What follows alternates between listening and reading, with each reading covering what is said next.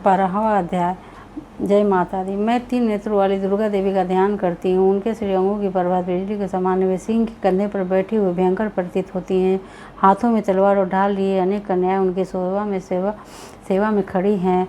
वे अपने हाथों में चक्र, गदा, तलवार, ढाल, बाण, धनुष, पास और तर्जनी मुद्रा धारण किए हुए हैं।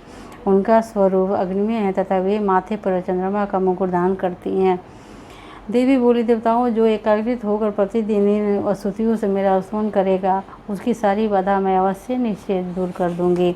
मैं जो मधु, कैटभ, नाथ, महिषासुर वध तथा शुंभ निशुंभ के संहार के प्रसंग का पाठ करेंगे तथा अष्टमी, चतुर्दशी और नवमी को भी एकाग्रित होकर भक्तिपूर्वक मेरे उत्तम महात्म्य का श्रवण करेंगे, उन्हें कोई पाप नहीं छू सकेगा। उन पर पाप जनित आपत्तियाँ भी नहीं आएगी।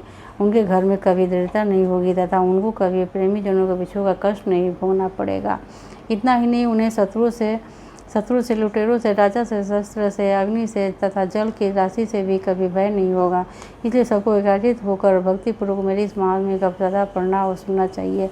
यह परम कल्याणकारक है। मेरा महात्म्य महामारी जनित समस्त उपद्रव तथा आध्यात्मिक आदि तीनों प्रकार के उत्पातों को शांत करने वाला है। मेरे जिस मंदिर में प्रतिदिन विधि पूर्वक मेरे इस महात्म्य पाठ किया जाता है, उस स्थान को मैं कभी नहीं छोड़ती। वहाँ सदा ही मेरा संधान बना रहता है। बलिदान, पूजा, होम तथा महोत्सव के अवसरों पर मेरे इस चरित्र का पूरा पाठ और श्रवण करना चाहिए। ऐसा करने पर मनुष्य विधि को जानकर या बिना जाने भी मेरे लिए जो बलि, पूजा या होम आदि करेगा, उसे मैं बड़ी प्रसन्नता के साथ ग्रहण करूंगी।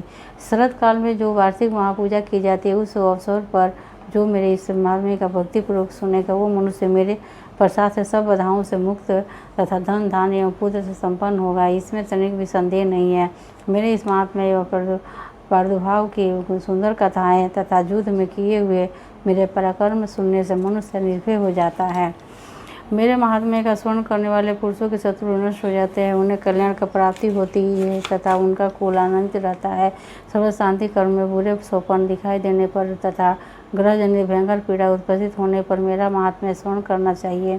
इससे सब विघ्न तथा भयंकर ग्रह पीड़ाएं शांत हो जाती है और मनुष्य द्वारा देखा हुआ दुख स्वप्न शुभ स्वप्न में परिवर्तित हो जाता है। बाल ग्रहों से आक्रांत हुए बालकों के लिए यह महात्म्य शांति कारक है तथा मनुष्यों के संगठन में फुट होने पर यह अच्छी प्रकार मित्रता करने वाली होता है। यह महात्म्य समस्त दुराचारियों के बल का नाश करने वाला है। इसके पाठ मात्र से राक्षसों, भूतों और पिशाचों का नाश हो जाता है। मेरा यह समात्म्य मेरे सामीप्य की प्राप्ति करने वाला है। पशु, पुष्प, अर्घ, धूप, दीप, गंध आदि उत्तम सामग्री द्वारा पूजन करने से, ब्राह्मणों को भोजन कराने से, होम करने से, प्रतिदिन अभिषेक करने से तथा नाना प्रकार के अन्य भोगों का अर्पण करने से तथा दान देने आदि से 1 वर्ष तक जो मेरी आराधना की जाती है, उससे मुझे जितनी प्रसन्नता होती है, उतनी प्रशंसा मेरे इस उत्तम चरित्र का एक बार श्रवण करने मात्र से हो जाती है। यह महात्म्य श्रवण करने पर पापों को हर लेता है और आरोग्य प्रदान करता है।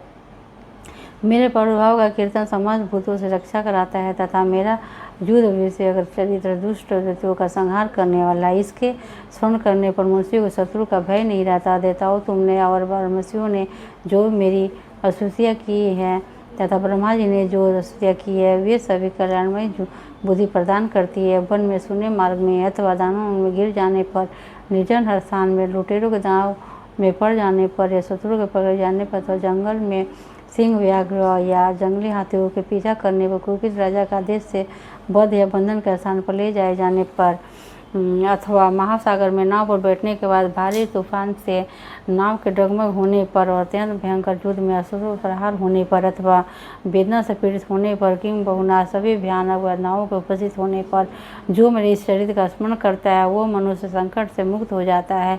मेरे प्रभाव से सिंह आदि हिंसक जंतु नष्ट हो जाते हैं तथा लुटेरे और शत्रु भी मेरे चरित्र का स्मरण करने वाले पुरुष से दूर भागते हैं। ऋषि कहते हैं, यूँ कहकर प्रचंड पराक्रम वाली भगवती चंडिका सब देवताओं को देखते ही देखते अंतर्धीन हो गई। फिर समस्त देवता भी शत्रुओं के मारे जाने से निर्भय हो पहले की बात एक भाग का उपभोग करते हुए अपने अपने अधिकार का पालन करने लगे। संसार का विनाश करने वाले महाभयंकर अतुल पराक्रमी देव शत्रु शुंभ तथा महाबली निशुंभ के युद्ध में देवी द्वारा मारे जाने पर शेष दैत्य पाताल लोक में चले आए। राजन, इस प्रकार भगवती अंबिका देवी नित्य होती हुई भी पुनः पुनः प्रकट होकर जगत की रक्षा करती हैं।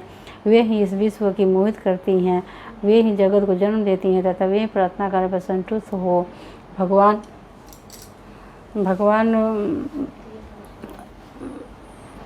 इस विश्व को मोहित करती हैं, वे जगत को जन्म देती हैं तथा वे प्रार्थना करने पर संतुष्ट हो भगवान विज्ञान और समृद्धि प्रदान करती है। राजन, महाप्रलय के समय महामारी का स्वरूप धारण करने वाली वे महाकाली ही इस समस्त ब्रह्मांड में व्याप्त, वे ही समय समय पर महामारी होती हैं और वे ही स्वयं अजन्मा होते हुए वे सृष्टि के रूप में प्रकट होती हैं। वे सनातनी देवी ही समय अनुसार संपूर्ण भूतों की रक्षा करती हैं।